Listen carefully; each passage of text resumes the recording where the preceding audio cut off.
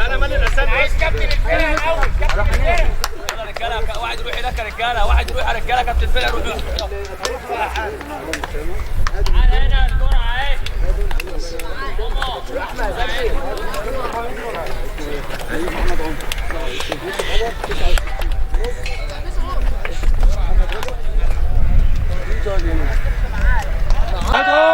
اضغط.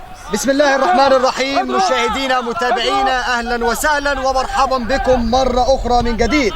اصدقائي المشاهدين والمتتبعين اهلا وسهلا ومرحبا بكم. هذا صوت معلقكم الرياضي ايمن جابر، احييكم واسعد بصحبتكم محبي ومتتبعي كرة القدم في كل مكان. اهلا وسهلا ومرحبا بكم. اليوم لا مكان للصدف ولا مجال للخطأ، هنا حيث الأحلام تكتب بالأقدام. في حب كرة القدم هنا يا سادة على أرضية الملاعب الذي تنبض بحب كرة القدم اليوم، والبطولة التي انتظرها الجميع بطولة سوبر العرب يا سادة. هنا يا سادة في مدينة الإسماعيلية تحت تنظيم وإشراف المستشار عيد البحيري رئيس مجموعة كي سبورت لتنظيم الرياضة والرياضيين. اللقاء الثالث النهارده ما بين الزمالك وفريق كنوز المنصورة.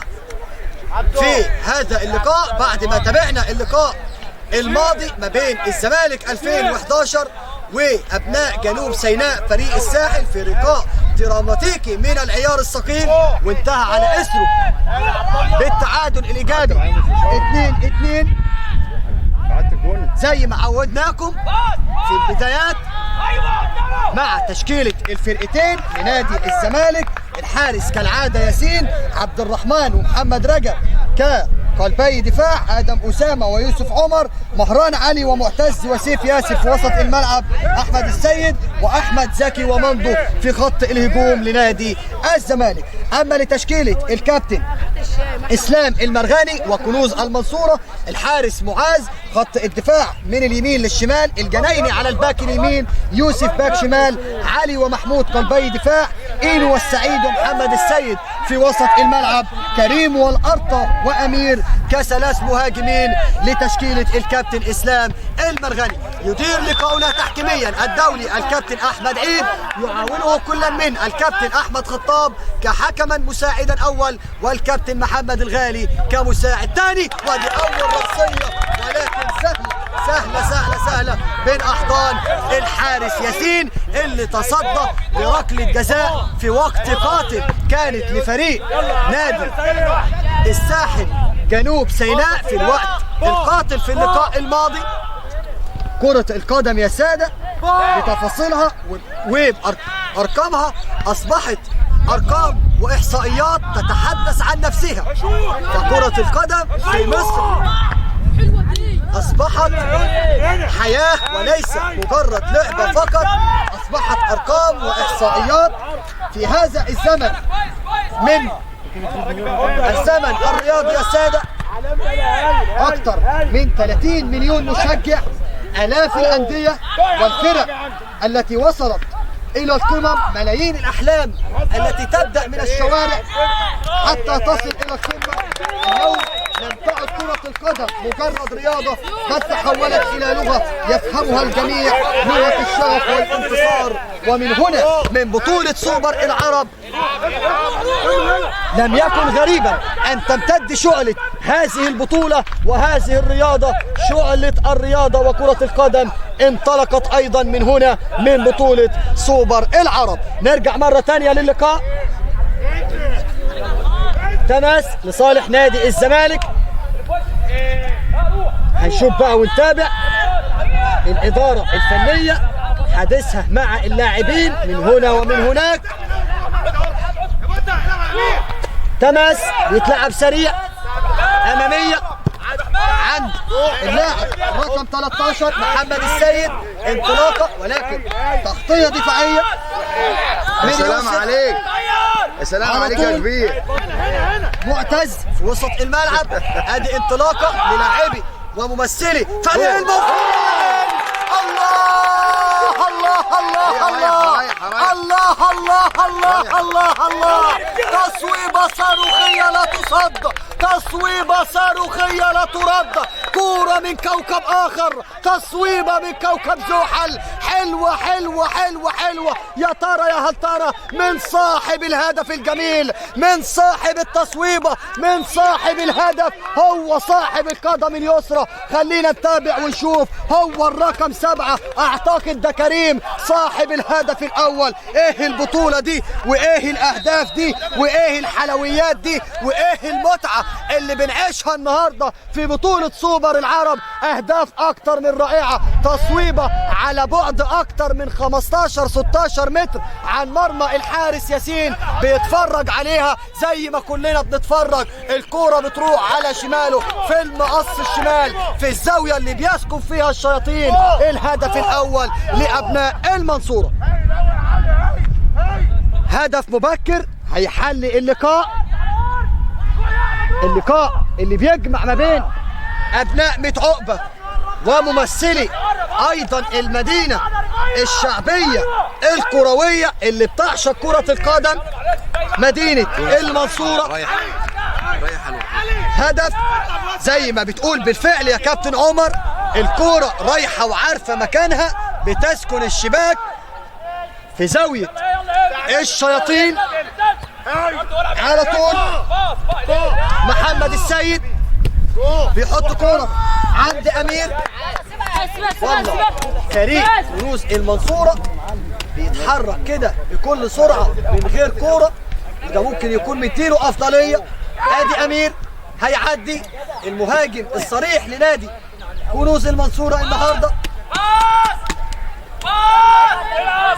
هل بقى هيستمر الاداء لنادي الزمالك زي ما شفنا في اللقاء الماضي ويرجع كده في الشوط الثاني، ولا لكنوز المنصورة هيتعلم بقى من اخطاء فريق جنوب سيناء؟ ادي خطيرة، نشوف الهدف الثاني. وادي التصويبة مش ممكن على التصويبة من ده القطة ولا مين؟ واحد رقم 13. خلينا نتابع ونشوف. أمامية لصالح نادي الزمالك، سيطرة كلية لأبناء المنصورة. خطأ وصفارة من الكابتن. خلي حد يجيب لنا حاجه يا كابتن احمد عيد. فين قلت لي ايه يا باشا؟ قول له يا باشا بقول لك المنظم بعدين هات لنا حاجه نضرب يا باشا. قول له مالكش انت دعوه. لا قول له مصور منظم.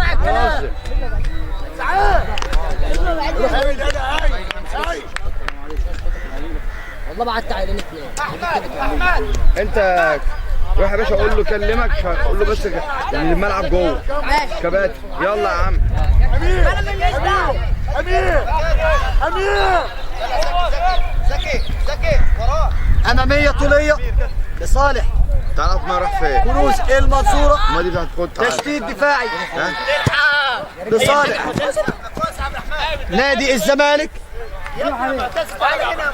تماس على التنفيذ.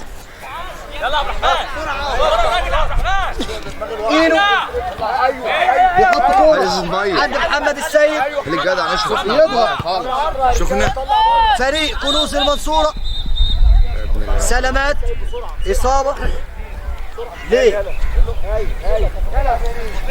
دكتورة هات لي الزمة دي. خد كنوز المنصورة مش عارف. رقم 13 ده محمد السيد. توقف كده بقى بيستغلوا الإدارة الفنية، الكابتن زكي الكابتن إسلام المرغني، علشان يكون في حديث. هل بقى الحديث الحفاظ على الهدف ولا تعزيزه؟ خلينا نتابع ونشوف.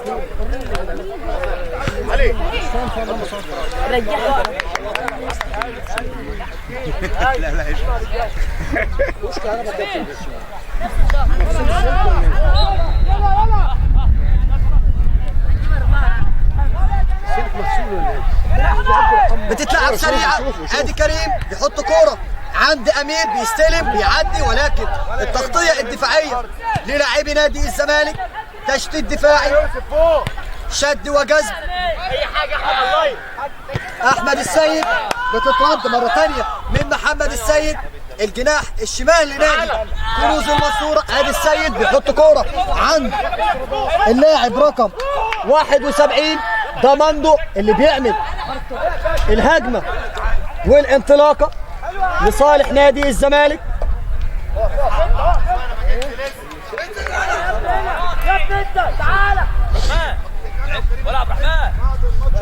طولية محمد السيد اللي عامل خطورة في وسط الملعب لكنوز المنصورة على طول انطلاقة مرة تانية.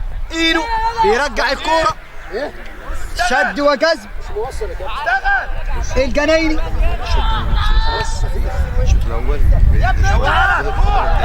على طول الانطلاقه. ادي العرضيه عند لاعب رقم 11. ادي التصويبه وادي على طول المهاجم امير بيستلم بيعدي وبيشوط وادي التصويبه وادي الرأسية جول جول جول.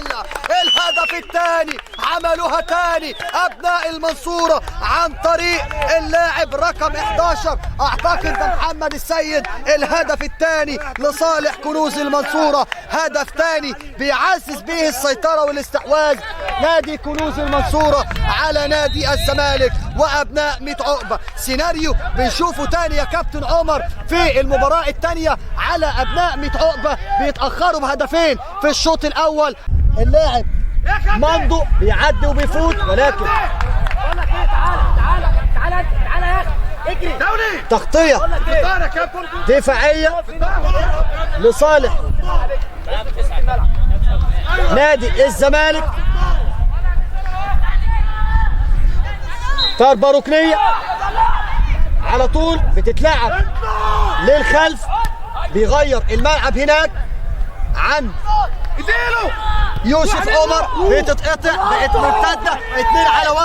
ادي امير هيلعب لمحمد السيد ولا ايه؟ امير ولكن يا ولد يا ياسين يا ولد يا ياسين في الوقت المناسب بيخرج وبيدافع عن مرماه من امام امير. كان عنده الوقت وكان عنده المساحه ان كان ممكن يعمل بالعرض للقادم من الخلف للامام اللاعب محمد السيد ولكن الحارس ياسين على طول الانطلاقه وادي التصويبه وادي الهدف الثالث. ادي التصويبه وادي الهدف الثالث عن طريق الجنايني القادم من الخلف للامام. حلوه يا ولد حلوه حلوه الكوره وحلوه التمريره وحلوه الانطلاقه وادي الشباك بتهتز للمره الثالثه لصالح نادي كنوز المنصوره.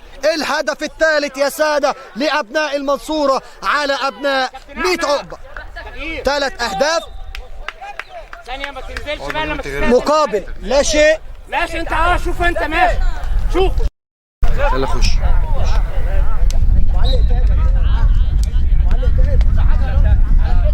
مش عايز نتعب انا بجهز نفسي لنفسي. خش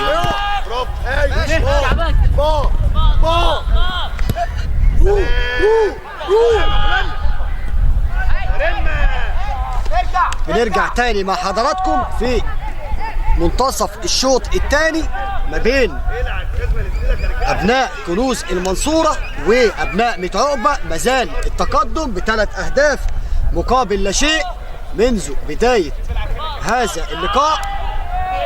3-0 لابناء الكابتن اسلام المرغني والكابتن زكي النهارده اللي مسيطرين على معظم مجريات اللقاء خاصة في هذه المباراة وفي شوطها الأول.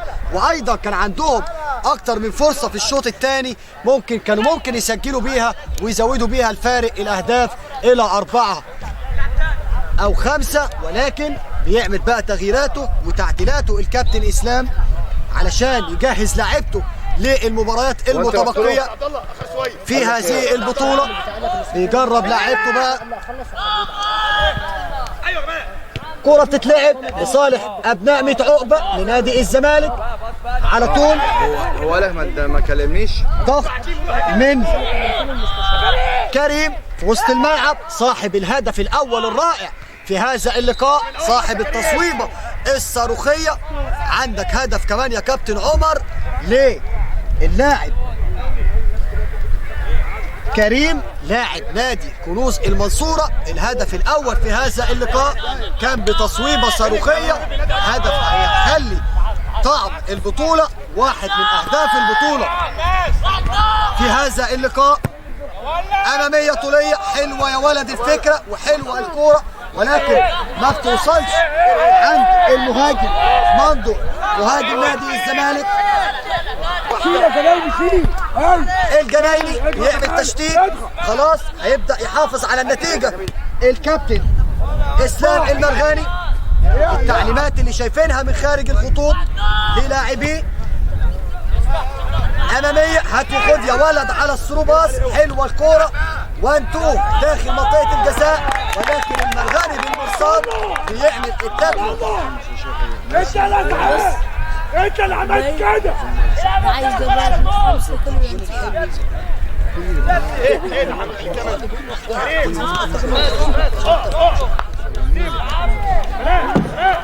ضربة ركنية لصالح نادي الزمالك. ادي العرضية، هل بقى شوف الرأسية وكورة هدف تقليص الفارق.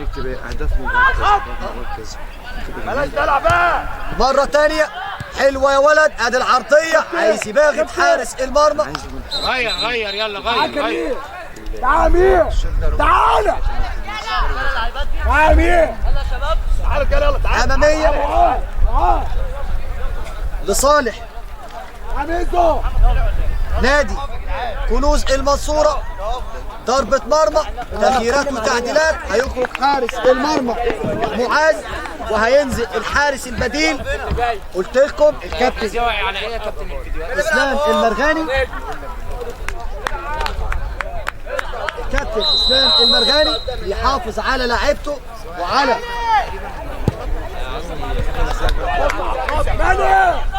خد جامدة شوي، جامدة شوي. ايوه كده احنا احسن. يلا يا مالك.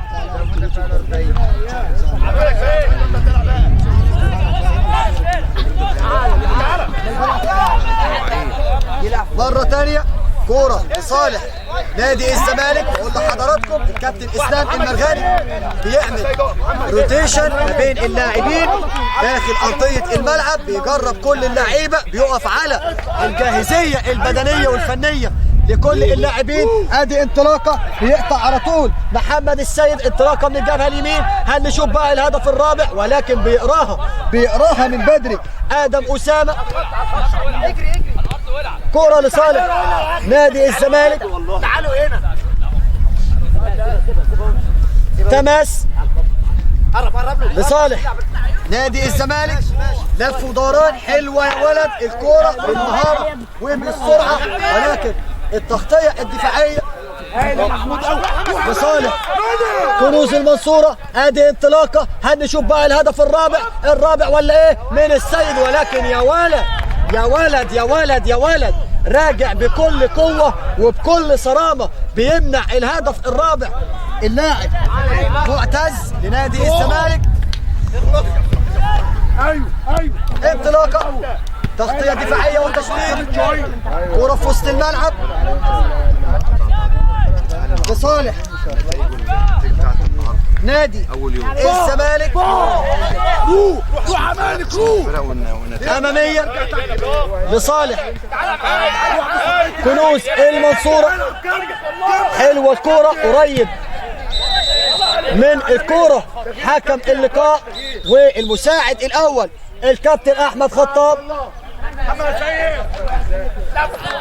زي ما انت سعيد. دكتور انت دلوقتي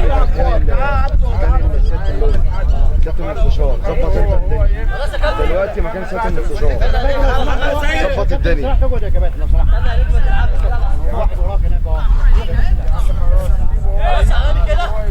واحد على الأولى، هنجيب على الأولى. هناك بقى الزمالك، بقى هناك الزمالك يوم يظبطوا بقى، ظبط الدنيا.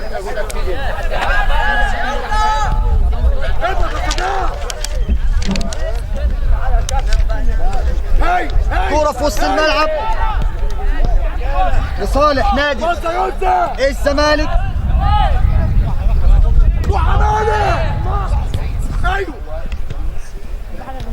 انطلاقة لصالح كنوز المنصورة المتقدم خلي دكتور ب3 أهداف مقابل لا شيء حتى الآن. هو اللي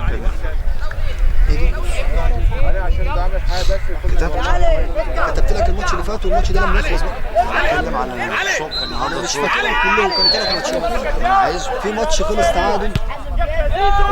ادي كرة أمامية سهلة في ايد تقريبا خلص مكسب حارس المرمى لصالح نادي الزمالك حارس ياسين. تمرير ما بين الأقدام، بيمرر الكرة وبيعمل تدوير للملعب لاعيبة كنوز المنصورة. يا ولد على الصروباص الأمامي، ولكن حافظ النتائج النهارده الصبح تغطية دفاعية. اول ماتش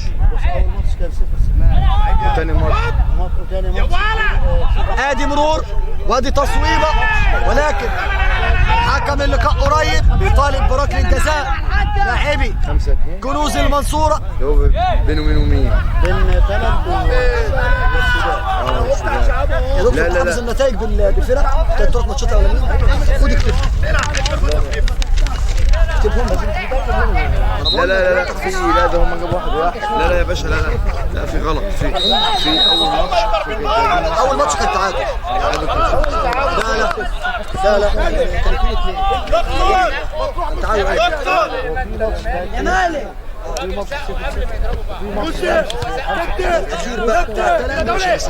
وجنوب السودان 5 الماتش الاخير.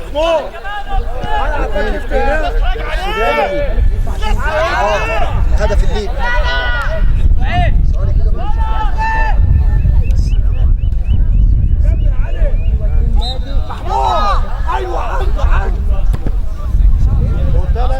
كلم يا دكتور. دكتور كلم الراجل ده شوف عايز ايه. كرة لصالح نادي الزمالك.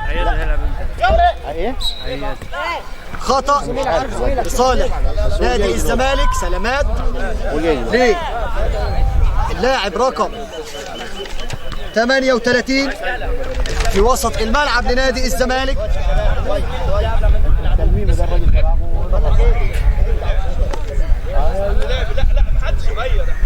ضربة حرة لصالح آدم أسامة. يلعب الطولية الأمامية عند معتز. يا ولد بيلف وبيدور بيعدي وبيفوت بيحتفظ بالكرة، ولكن التغطية الدفاعية ليه؟ ارجع لاعبي المنصورة. لا ما انت ما تسيبش تليفونك كده، مفيش كاميرا داخل الملعب. اكتر من محافظة مشاركة النهارده في بطولة سوبر العرب، بجانب طبعا الجاليات العربية والإفريقية في هذه البطولة. عندنا جنوب السودان، عندنا المنتخب أو أندية الأندية للدولة الشقيقة الليبية. مرة تانية كورة في وسط الملعب ومعاها يطلق صافرة انتهاء اللقاء الثاني ما بين الزمالك وكنوز المنصورة ب3 أهداف مقابل لا شيء لأبناء المنصورة. حكمنا الدولي الكابتن أحمد عيد في هذا اللقاء بيطلق صافرة انتهاء المباراة الثانية الزمالك وكنوز المنصورة ب3 أهداف مقابل لا شيء. شكرا للفريقين، شكرا للإدارات الفنية، مبروك لكنوز المنصورة، هارد لك لنادي الزمالك وللجهاز الفني. نلقاكم على خير في لقاءات أخرى، والسلام عليكم ورحمة الله وبركاته.